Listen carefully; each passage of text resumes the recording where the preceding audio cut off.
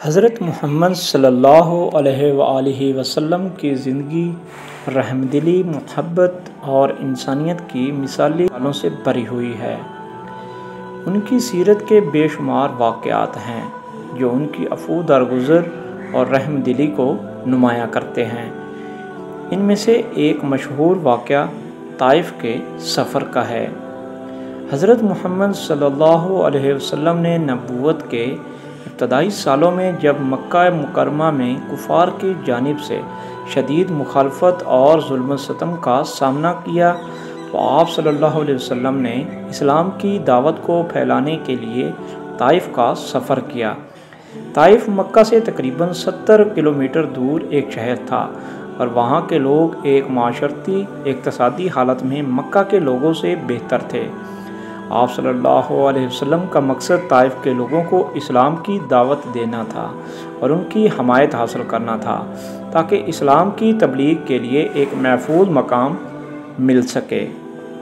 طائف پہنچ کر آپ صلی اللہ علیہ وسلم نے وہاں کے سرداروں سے ملاقات کی اور ان کے سامنے اسلام کا پیغام پیش کیا، لیکن انہوں نے نہ صرف آپ صلی اللہ علیہ وسلم کی دعوت کو ٹھکرا دیا بلکہ ان پر طنز و استہزاء بھی کیا۔ اس سے بڑھ کر انہوں نے شہر کے اوباش اور بد کردار لوگوں کو اکٹھا کر کے آپ صلی اللہ علیہ وسلم کو شہر سے نکالنے کا حکم دیا۔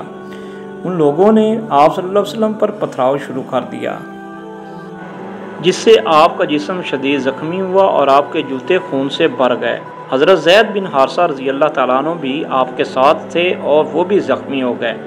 شدید زخمی حالت میں آپ صلی اللہ علیہ وسلم طائف کے قریب ایک باغ میں پناہ لینے پہ مجبور ہوئے۔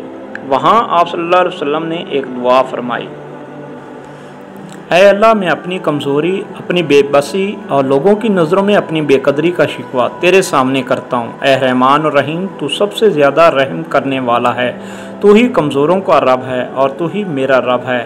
اس دوران باغ کے مالک نے آپ صلی اللہ علیہ وسلم کو اس حال میں دیکھا تو ان پر رحم کھا کر اپنے غلام کے ذریعے کچھ انگور بھیجے۔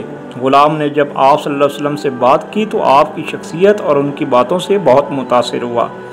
اس واقعے کے بعد حضرت جبرائیل علیہ السلام آپ صلی اللہ علیہ وسلم کے پاس آئے اور عرض کیا کہ اللہ تعالیٰ نے انہیں حکم دیا ہے کہ آپ صلی اللہ علیہ وسلم چاہیں تو طائف کے لوگوں پر پہاڑ گرا دیا جائے، لیکن آپ صلی اللہ علیہ وسلم نے اس انتقام کی بجائے رحم و کرم کا مظاہرہ کیا اور فرمایا، نہیں، مجھے امید ہے کہ اللہ ان کی نسل سے ایسے لوگوں کو پیدا کرے گا جو کہ اللہ کی عبادت کریں گے، اس کے ساتھ کسی کو شریک نہیں ٹھہرائیں گے۔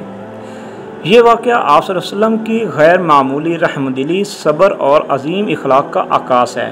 آپ صلی اللہ علیہ وسلم نے ہمیشہ اپنے دشمنوں کے لیے بھی دعائیں کی، ان کے ساتھ بہترین برتاؤ کیا۔ آپ صلی اللہ علیہ وسلم کی اس رحم دلی نے نہ صرف اس دور کے لوگوں کو متاثر کیا بلکہ آج بھی یہ واقعہ دنیا بھر میں محبت اور انسانیت کی مثال کے طور پر یاد کیا جاتا ہے۔ مزید ایسی معلوماتی ویڈیوز کے لیے ہمارے چینل کو لازمی سبسکرائب کر لیں۔ شکریہ۔ اللہ حافظ۔